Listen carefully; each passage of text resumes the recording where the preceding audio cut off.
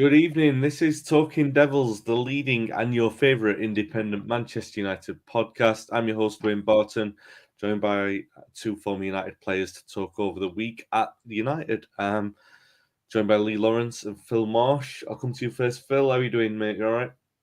Hi, Wayne. Good, thanks, mate. Feeling a lot better.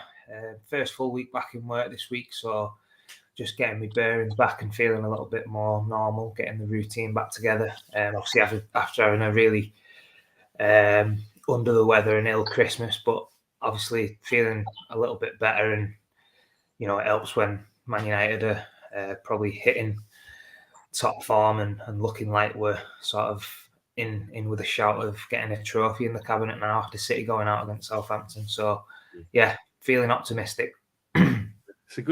It is a good way of putting it. That way. When we're in a good vein of form, it does put a spring in your step. It is really funny like that. Lee, how are you doing? You all right? Yeah, all good, mate. I'm probably in the second week back from work, and I've had enough of it already, if I'm being honest. That's not just being ill, I just can't be bothered.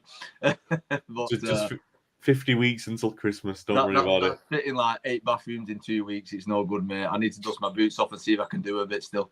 But no, like Phil just said, mate, it's a pleasure to actually finally look forward to watching United now and not having to grimace behind the pillar thinking, are we going to get hammered every week? And, what's the performance is going to be like? And, it's kind of, it's upbeat and uplifting to think that we can watch a game of football now and actually enjoy it and actually, look at it as though the team we should be winning, we're actually turning over and doing it in style, which is nice to see because we've not done it for quite a number of years, to be honest. So, yeah, stewards were telling me to stop bringing my pillar in. I'm like, but lads, I've got to hide behind it, especially the Liverpool game last season. But no. If you're watching live on YouTube or Facebook, feel free to get your comments and questions in. If you're watching the replay as well, say hello. We do feel free to comment as well. We reply to the comments that we get. If you're listening back on the audio podcast, please be sure to like and subscribe on the platform you're listening on, and give us a review as well on the audio platforms. Really appreciate that. I guess the best place to start, everyone's going to want to talk about the derby. We'll get there eventually, but we'll talk about Charlton in the League Cup. And God, it was a bit of a weird game. You look at it and you think, all right, well, it's routine. United have won 3-0. Looks fairly confident in that respect. But then watching the game was a different experience. Early on, Anthony scores. You think, all right, score 4 or 5 goals here, they'll run away with it.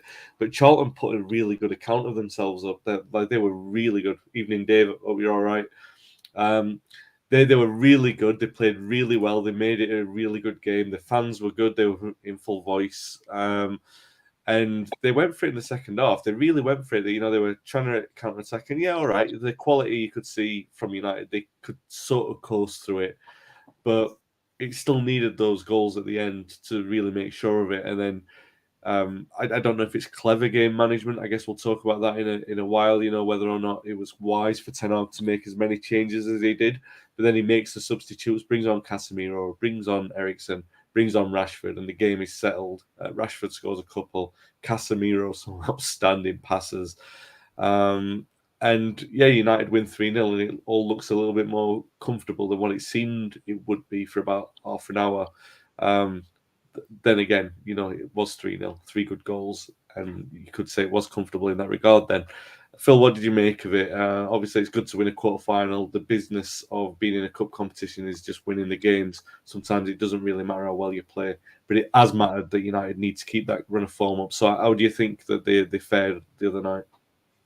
Yeah, I thought it was a really good game. I think, as you just said, you've got to give Charlton credit. I thought they made a really good account of themselves and performed really well on the night. 3-0 probably doesn't really show a true reflection of the game. I thought, they was in the game for large parts and caused us a few problems at times. But from a Man United perspective, I think the game plan and the game couldn't have gone better for us, really. I think he's obviously started a couple of players who's not been playing as regular as they probably want to be. So getting them some match fitness and getting them a run out was great. Good for Anthony to score. Great goal, by the way. He's making that his trademark now, that little cut inside and curling that one into the far corner. I think he's done that a couple of times now. So that was good for him, obviously, to get that goal. And then, in the second half, bringing the big guns on at the right time to just kill the game off when there was a few more tired legs, I think was a masterstroke because as I say, they was well in the game up until, you know, them last couple of goals going in by Rashford, and you know, you wouldn't have want to have gone to extra time, because I think Charlton's won 3 of the penalty shootouts that they've had in the cup. So yeah, I thought it was a really good performance by everyone. I don't think there was any real standout performances. I thought, you know, everyone did quite well. I put a special mention out to Tom Eaton, because obviously I'm good friends with Tom. I was made up for him to get a start, and I thought he looked really solid. You know, everything he had to do, he commanded his box. His distribution was good, and you know, for me, I think that's really good. And I think obviously, you know, with Dubravka going back to Newcastle now, I think he's done himself a world of good there, because, you know, Ten Hag can look at that number 2 situation now and think, right, I've got, you know, somebody there who can rely on, who's, you know, looking in good form, considering he's not played much football. So yeah, it was a really good night, and, you know, great to get through. And as I said before, I think City going out now, that's a real opportunity for us to maybe get a trophy this season, as well as finishing in the top 4. Yeah, it was an interesting one. I mean, yeah, you're right. It's always good for like one of the. I mean, even though he's our age, well, your age, still a bit younger than me. Yeah. I'm classing with me, Tom, to be making his breakthrough from the academy. It's great to see that United's still doing that. But yeah, I mean, they also gave a debut to Kobe in midfield, and he was quite good. And McTominay and Fred, you look at them and you think, can they control the pace of any game, really? And I don't mean that being disrespectful to them. I just think that they're not the midfield to control the pace of any game of football, and that's what we've seen against Charlton, which I guess is a little bit concerningly, but all in all, considering that, you know, United were controlling that game. I mean, they weren't.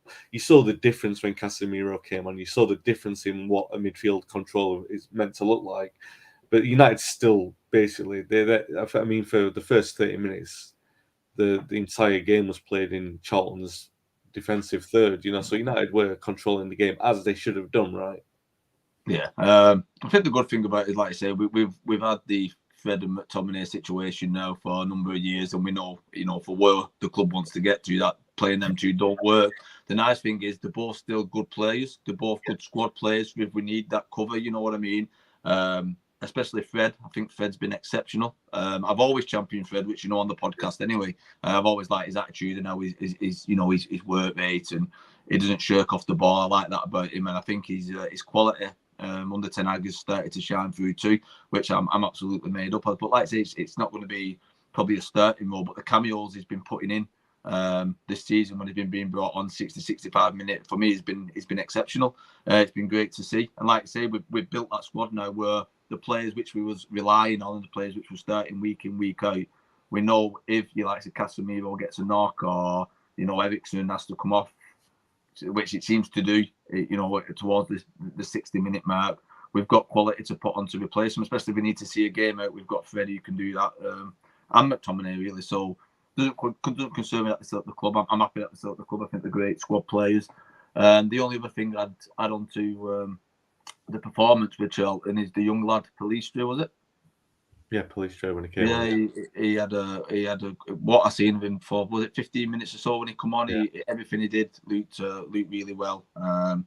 And you know, he's definitely one to look out for the future. Although he seems to have been here for a good few years now, and it's the first really we've seen of him. I was made up with how he performed too.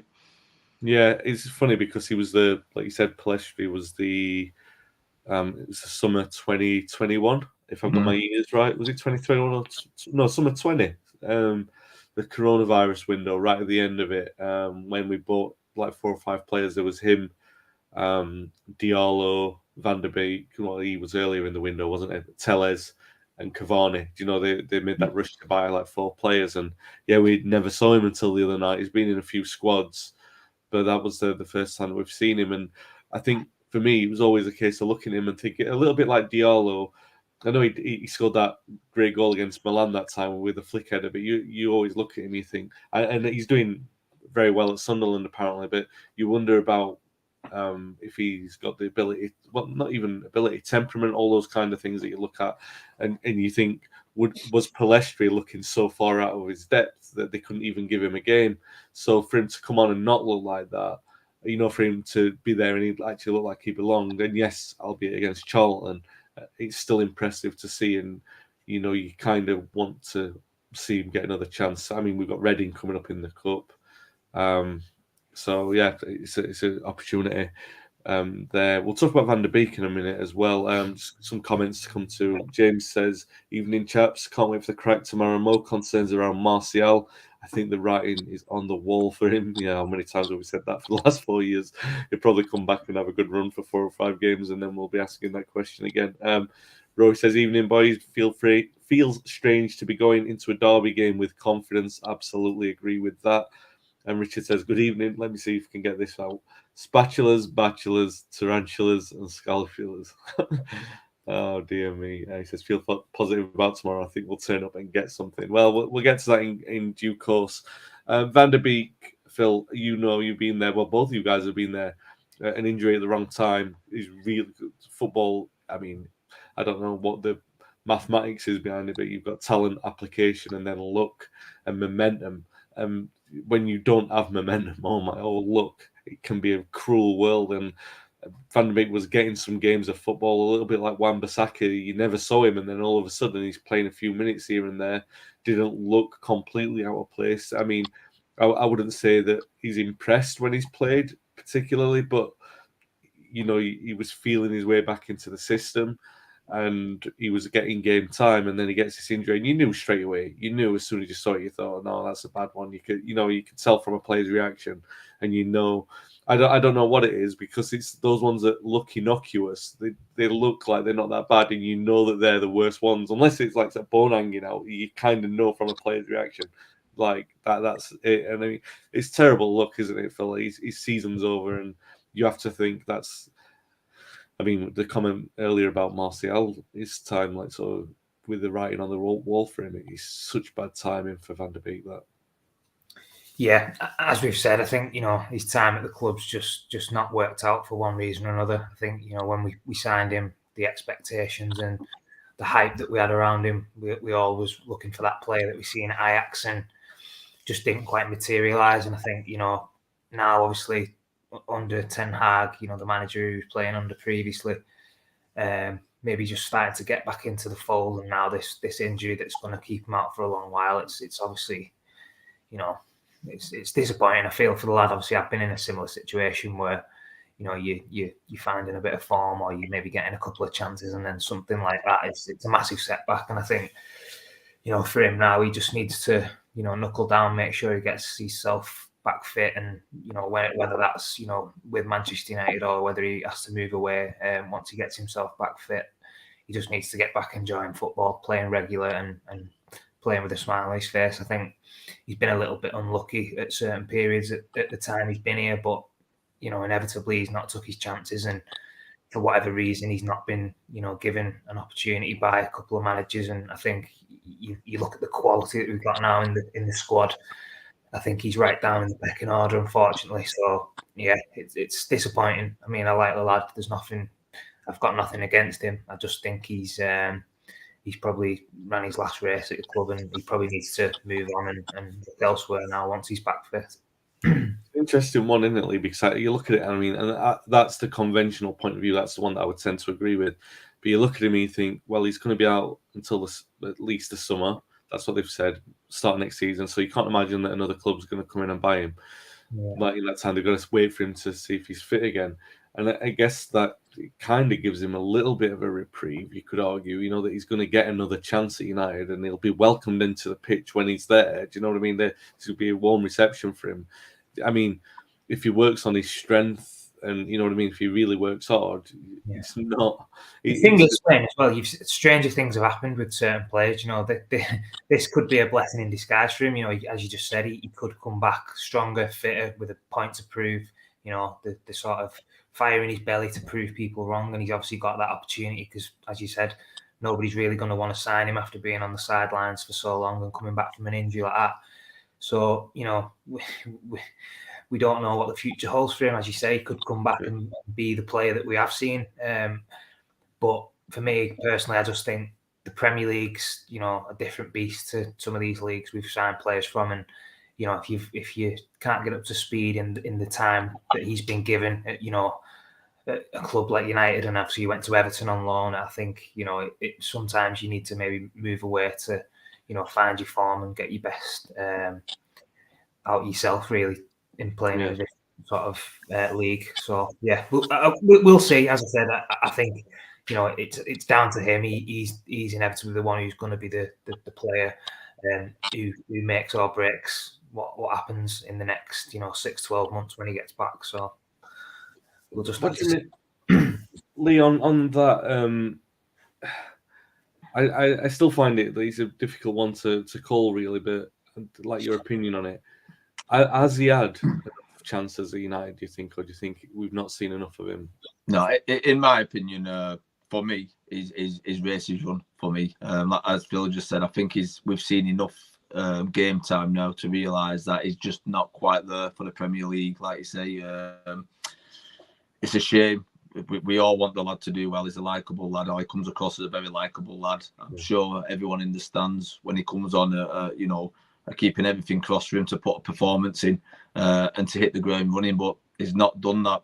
But then, like Phil said, looking at it on the flip side, what do we know? Last year, I was calling for Dalot to be dropped into the reserves, and Wan-Bissaka was, he'd run his race for me, and they've come back. It's a bit of confidence, and they're both playing well. So, like Phil said, stranger things have happened. You know what I mean? It's football's a game of confidence. I think you're seeing that now with Rashford. A couple of seasons ago, or especially the last season, where he looked like he was down and out and he weren't enjoying his football. He's got a little bit of confidence with his performances and probably a little bit with the manager and things like that. And he just looks like a complete different footballer.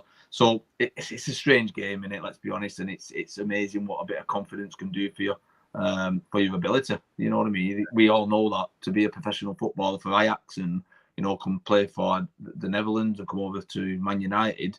You've not got there by luck. You've got there on attitude and talent. So he's got the talent to do it. It's just whether he can adjust. And like I say, for me personally, and I'd love to be proven wrong, I think he's had enough time, and for his own benefit and his own future, I'd like to see him moved on. But I would love to be proven wrong, and I'd love him to hit form and be a top player for Man United, which I'm sure every United supporter would want. Yeah, agree with that. All right, little bit of a quiz time. We'll test the waters with this because we have got ideas of maybe doing like entire shows that are quizzes. So I'm going to ask this to the guys, but get it in the comments and answer it if you're brave enough to go there. So I want to know how many Manchester United managers have reached a semi-final in their first season in charge. First full season, that has to be. So they can't take it over midway and then they are, that they qualify that way. They have to. It's their first full season. How many United managers have reached a semi-final in that first full season? So get them in the comments if you can. I'll come to the guys. Lee, I know that you were going to pass on it, so I'm going to come to Phil first and see if he's got an answer for me. Let's go for it. So, I mean, I've been trying to wrap my brains with this, and the first person that came to mind, which I'm not 100% sure, was Ole Gunnar Solskjaer. Now, I'm not 100% sure if he definitely did, but I just seem to remember, the first season there was a lot of hype about, obviously, when he took over and him coming back and all this kind of stuff. And I think he did reach a semi-final. I mean, you may tell me I'm wrong there, Wayne, but I'm pretty certain he did reach a semi-final in his first season. Right, so that's Ole. Is that right? He reached 3. He reached 3 in his first season, yeah. So. Yeah, so there you go. I thought that was a shoo-in for me, but yeah. I was 100% sure. So that's good. That's one. Lee, have you got any more for me? So, off the top of my head, and again, I was the same as Phil, and normally I'm the Google king, if I'm being honest, so I normally would have Googled this, but you give me 5 minutes to get in from work and get in the shower before I come on the podcast, so I was knackered for Googling. So, I was thinking maybe Mourinho. I had Ole and Mourinho off the top of my head, which I thought I was 90% certain with. obviously we've got Ten Hag. I've just seen a comment there just come up. Well, Rory, I won't quite include Ten Hag because it's only just happened. But the only two, I don't think Ferguson did. If I remember right, he had a bad start, didn't he? Yeah. I'm trying to think of. Moyes definitely did. But Moyes didn't, did he? Van Gaal, I don't. But No. David Moyes did. Did Moyes? Did he? Yep, League Cup semi-final, Sunderland. Oh, League Cup. Yeah, of course. The penalties, the worst penalty shootout that ever existed. See, I was trying to think Paul Sir Alex, and I just couldn't think. I'm thinking, is it Ron Atkinson? I don't know. You know. Yeah. So Atkinson didn't. I might have to double check that, but the only one that I've got, other than that you mentioned there, Jose's right. It was the Europa League and the League Cup, obviously. So Patrick has got Tommy Docherty in there. You're not right. I'm pretty sure that's not right. What about Wilf McGuinness? And I'm only saying that because of personal point of view. No, Wilf McGuinness. You're right, absolutely right. He reached 2 semi-finals.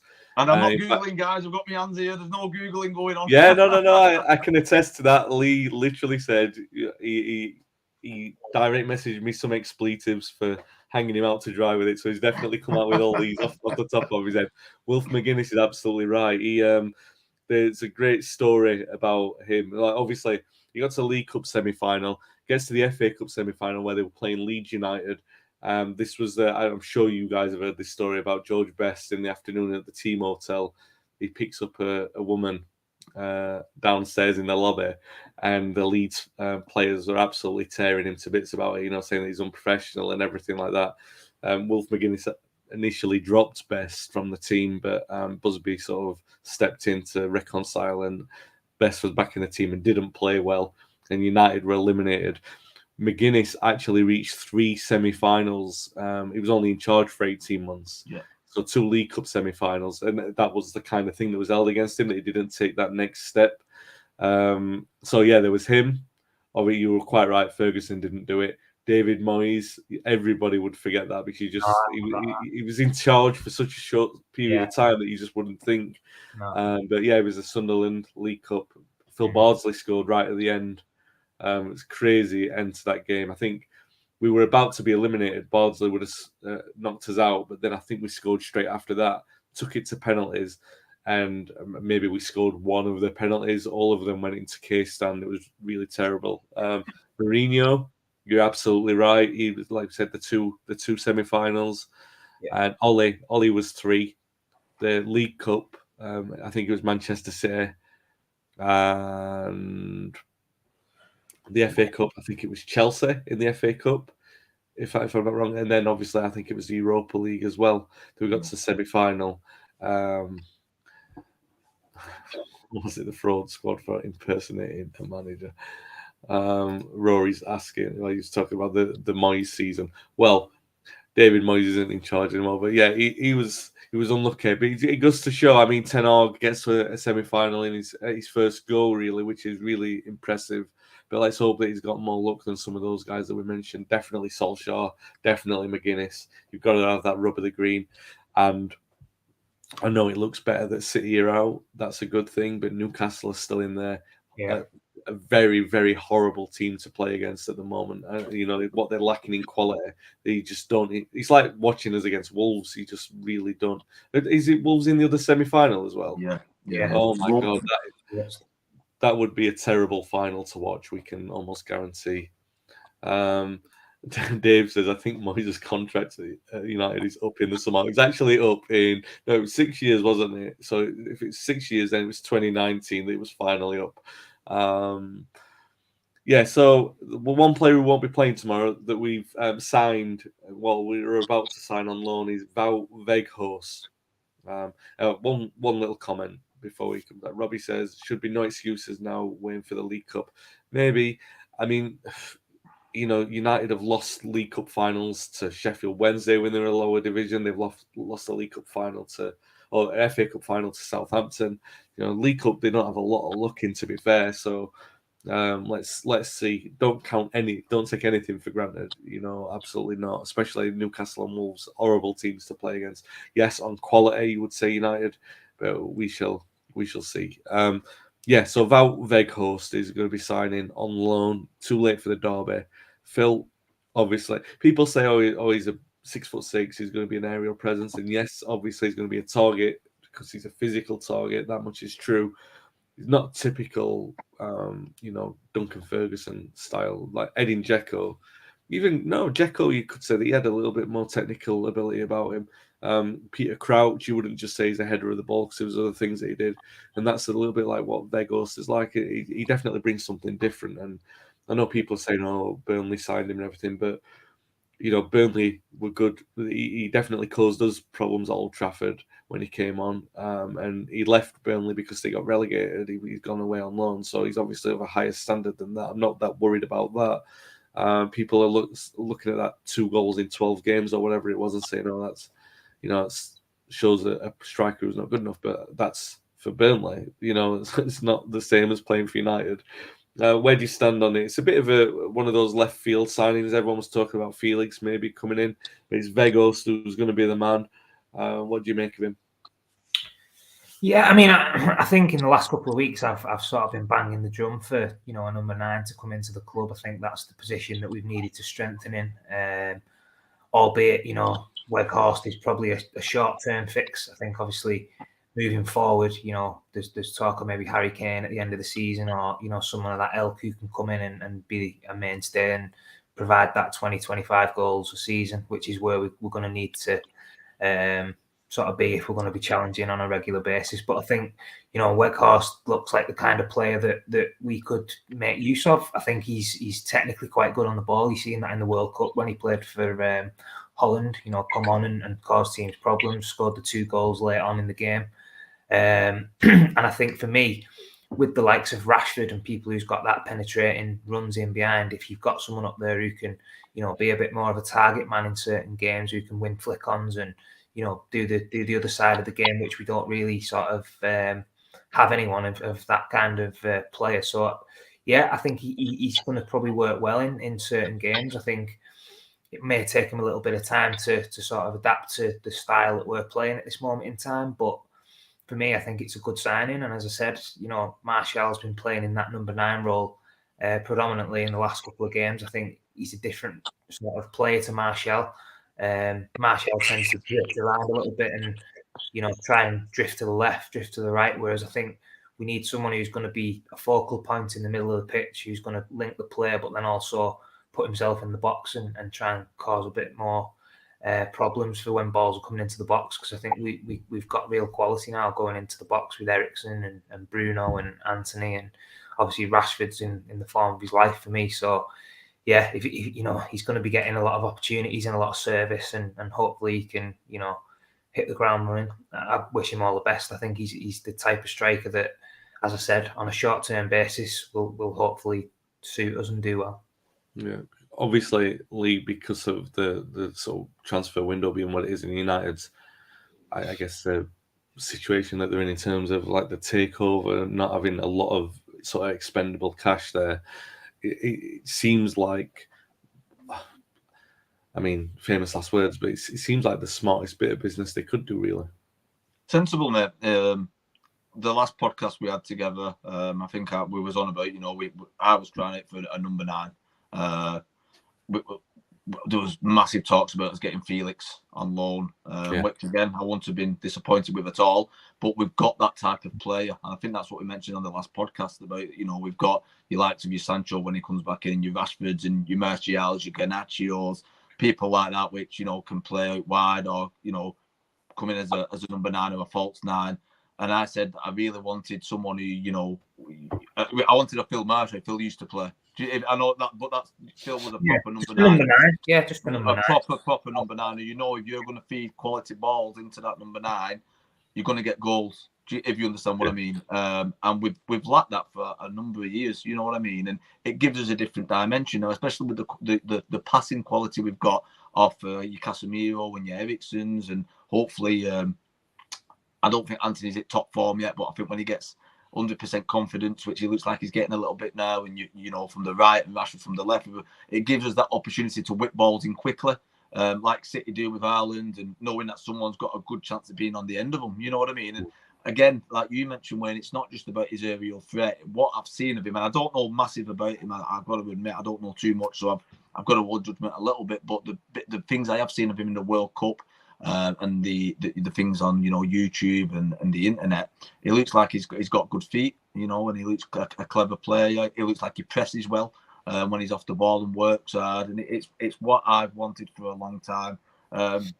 Time will tell whether it's a short-term plan or a short-term fix, or maybe he has a fantastic second half to the season, and it fixes a lot of problems which we've had in the past. So yeah, I'm looking forward to watching him, and I'm hoping that he gives us that different option, which I think is valuable for us to to progress and go forward.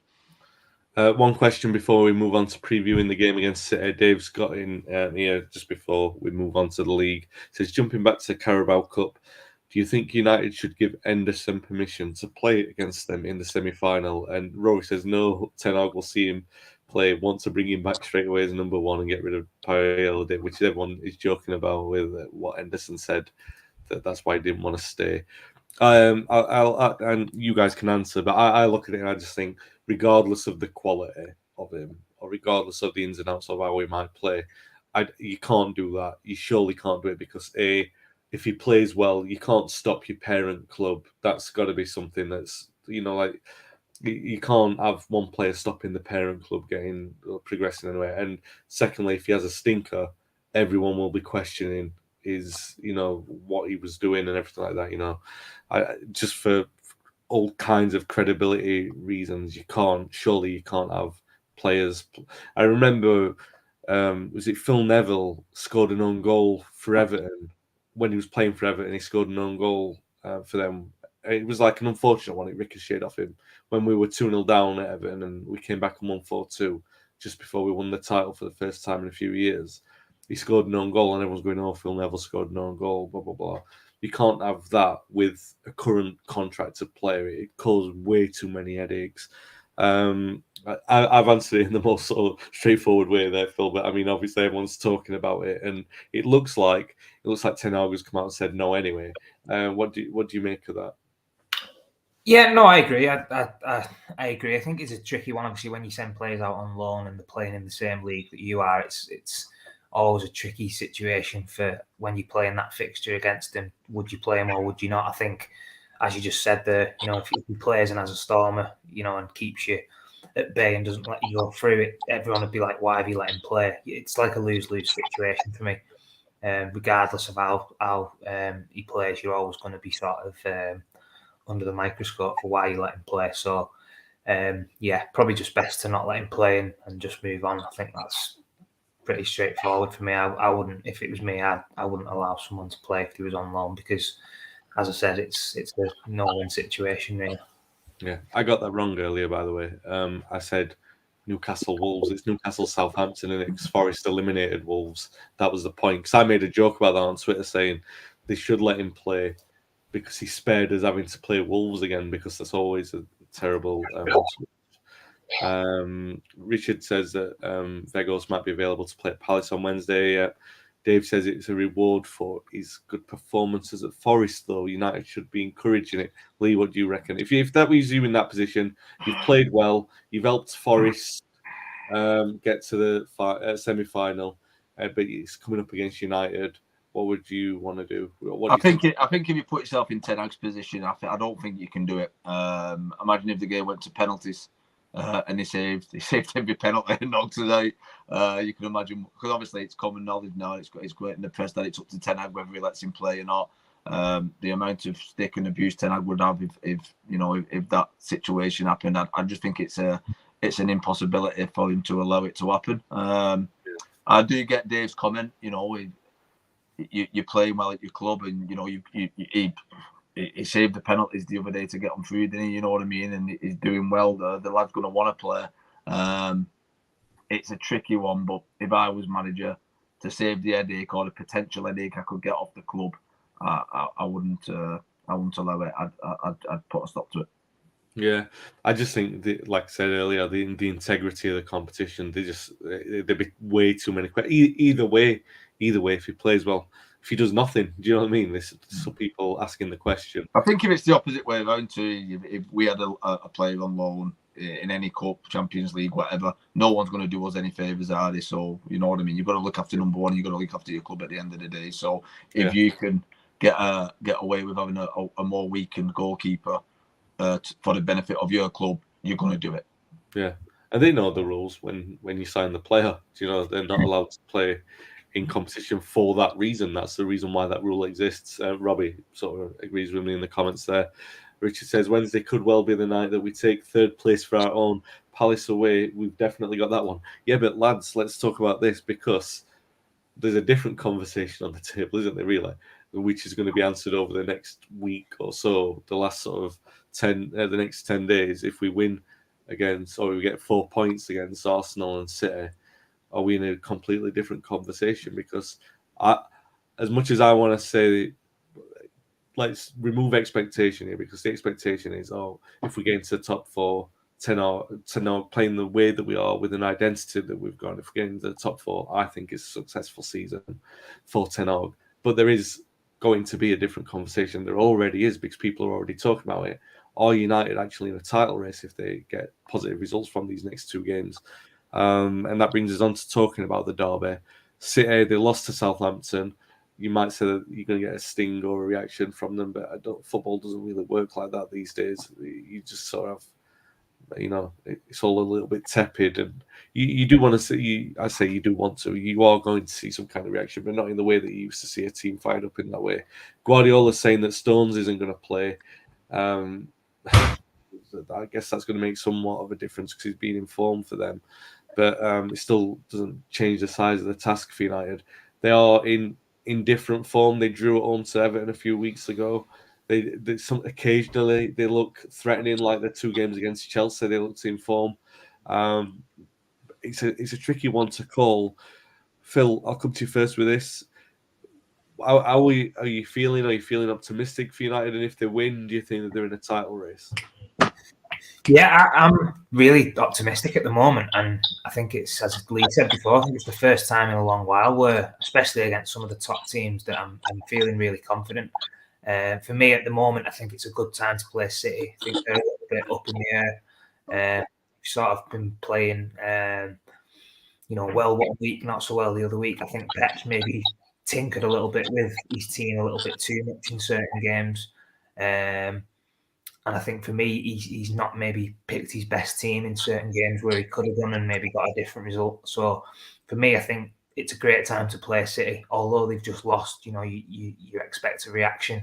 It's a derby. It's going to be a feisty affair anyway. But for me, I think the way we've been playing and the confidence that the players are playing with at the moment, we've got lads like Rashford who are, on absolute, can't get any better at the moment the way he's playing. So you've just got to go into that game and make sure you give 100%. And I think if we do manage to win that game, then 100% we're sort of in the conversation for the title. Because, as I say, Arsenal are doing really well this year. But for me, I think they're going to have a little sticky period. And if they do start to drop off, Jesus is injured, if the goals start to dry up, or if they maybe get an injury or two, we could be there to pick up and just sneak it over the line if we can continue that form that we've been showing and just keep going about our business, keep picking up points. And these away games are probably going to be where the title's won and lost for me. I think obviously you've got to win against the bigger teams, but these midweek games where you're playing like your Crystal Palaces away and teams like that, if you can pick up 3 points in them games, come the end of the season, they're going to be worth the season and the titles won and lost for me. Yeah, so it's an interesting one to be in this position. Jack says, confident for tomorrow, feel a win in my waters. Good afternoon. Is it afternoon? I think Jack's in Canada. Good afternoon there. Hope you're doing well.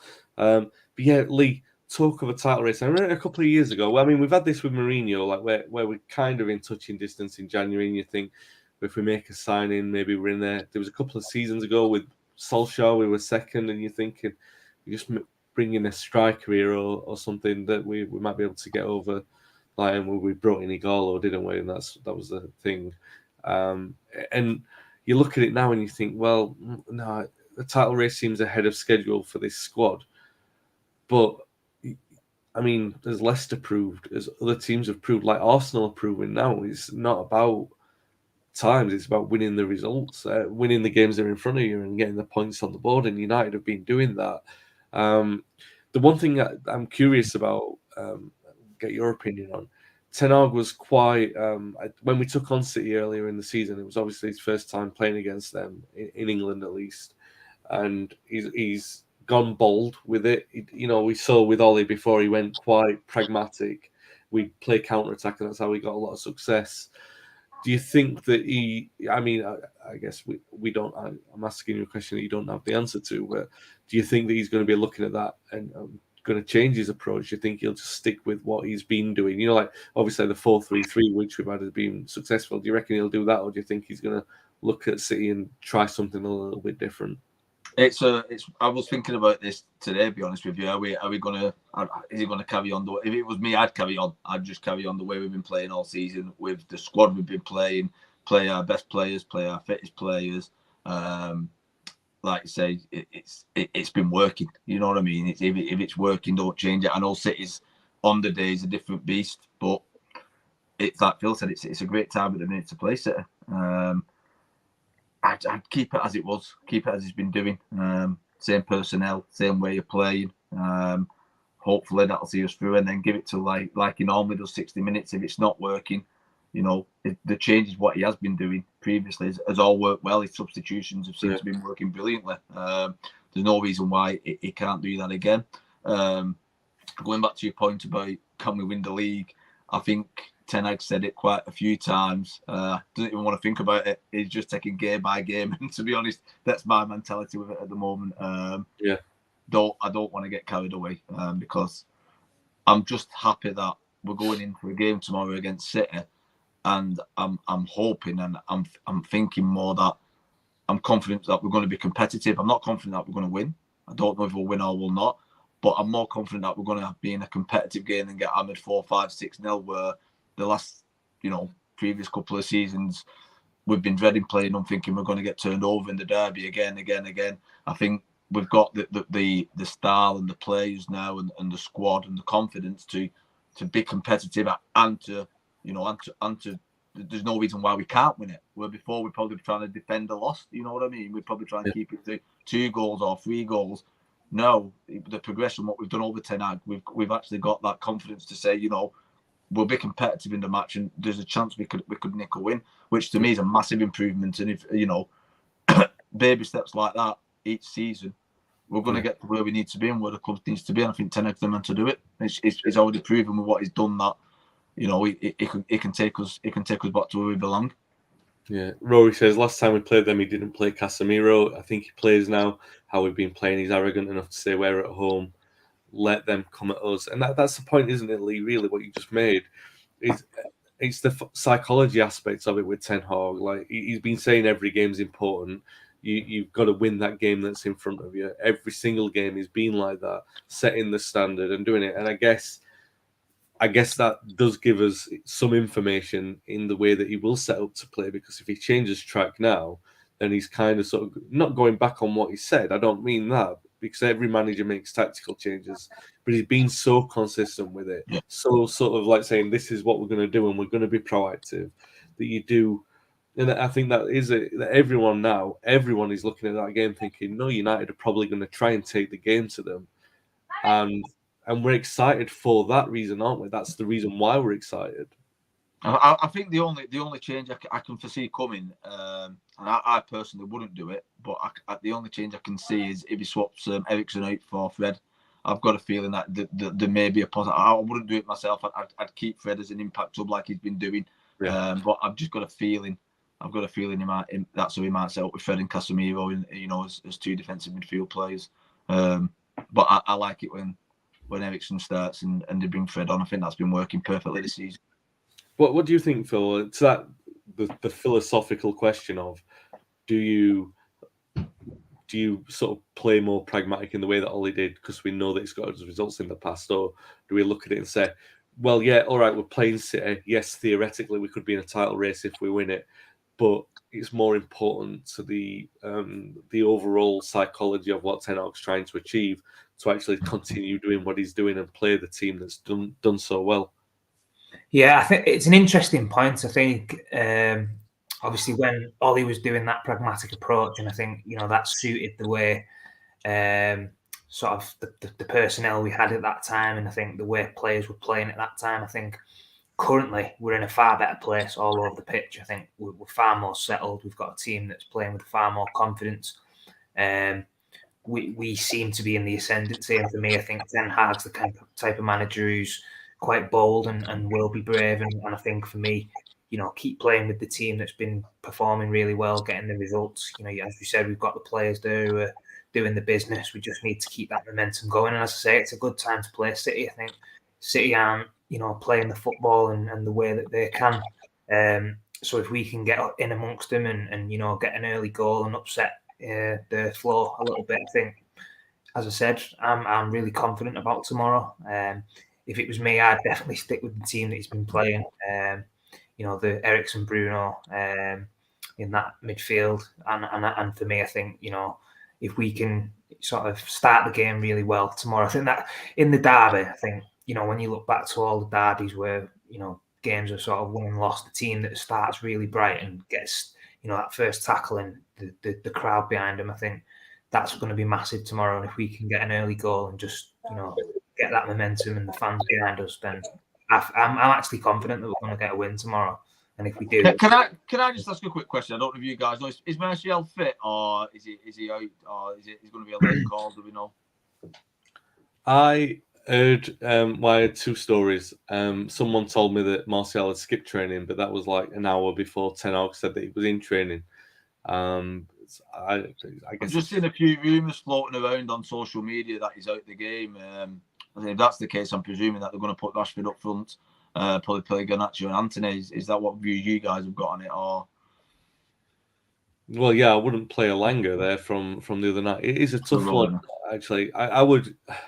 It's a tough one in the fact that Rashford's been playing so well on the left. Exactly. Do you know what I mean? You'd keep Rashford on the left all day long, wouldn't you? Yeah. If possible, But I agree with Wayne on that fact that Elanga looks lost at the moment. I don't think when he's played, he's doing enough to warrant a start in the team. If they put it like that. But who else do you play down the middle? It's going to be interesting, as you say. Martial, he has been playing in that number 9 role in the last couple of weeks, but for me, I wouldn't move Rashford from the left. I think at the minute he's the first name on the team sheet. The way he's playing, he's causing problems. He's playing, out of his skin. So I think that just proves the fact that how important it is, like say, to get Weghorst in as soon as we can. You know what I mean? We need, like you said, we need Rashford out there with what he's been doing, and we need that focal point. And I even think when Martial has been playing, I think what I've watched him is struggle to hold the ball up. His centre forward play has not been the best. In the last quarter, he seems to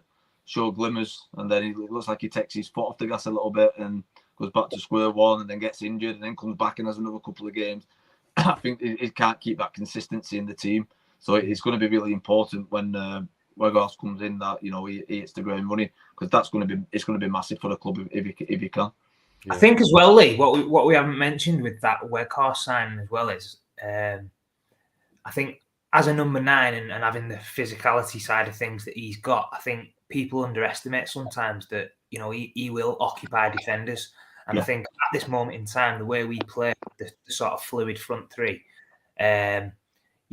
people like Rashford, if you've got Weghorst up front, he's going to be occupying 2 centre backs, and that's going to leave a bit more space for people to make runs in behind. And I think that's the kind of things that go a little bit unnoticed sometimes with number 9s who do maybe just hold the ball up and win flick-ons.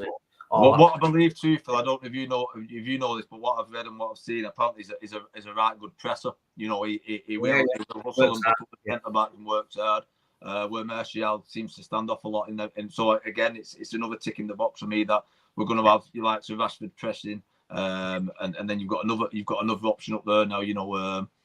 Rushing the centre backs on the ball. So for me, it's like I said, I don't know much about him, so I can't judge too much. But for what I'm hearing and what I'm seeing, it seems like it's going to be a good signing for us.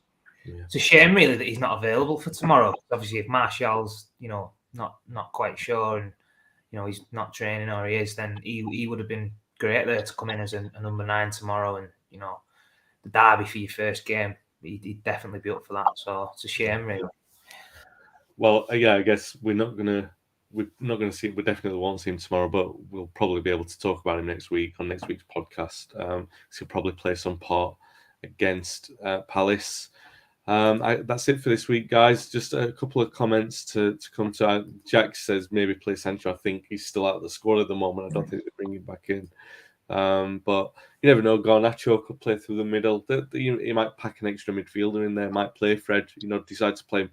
There was he hasn't done it, but I know Rangnick was playing Fred as like a false 9 or a 10 at some point towards the end of last season. So I'm not saying he could play there, but he might pack the midfield in that way. I suppose the only other option you could maybe do, Wayne, was if Fred does come in, you could maybe play Bruno down the middle as a false 9.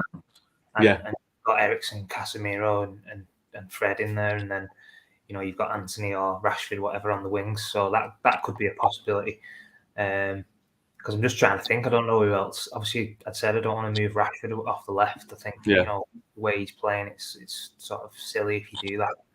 The other thing, what I was just thinking for what they might do if they put Rashford up top as a number 9, it's experimented a few times with Bruno on the left, hasn't he?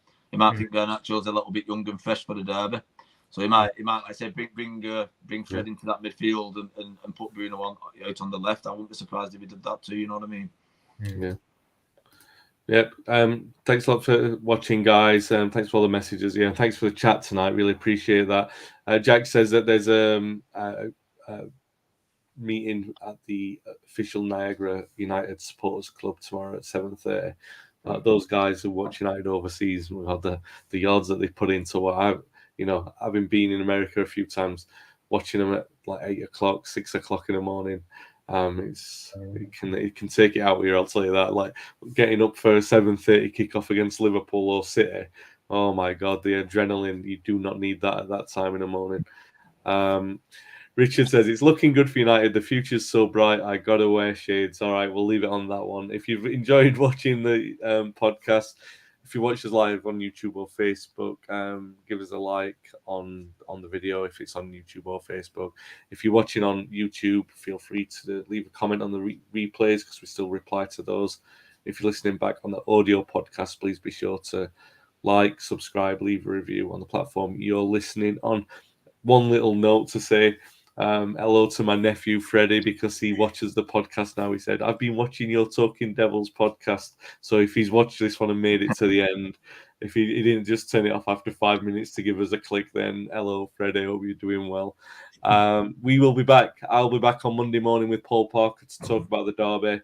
Phil and Lee will be back with me on Friday next week to talk about the derby. We'll talk about that for sure, but then obviously the Palace game as well. Until then, stay safe, stay well. Thanks for listening and watching. Have a great weekend, guys.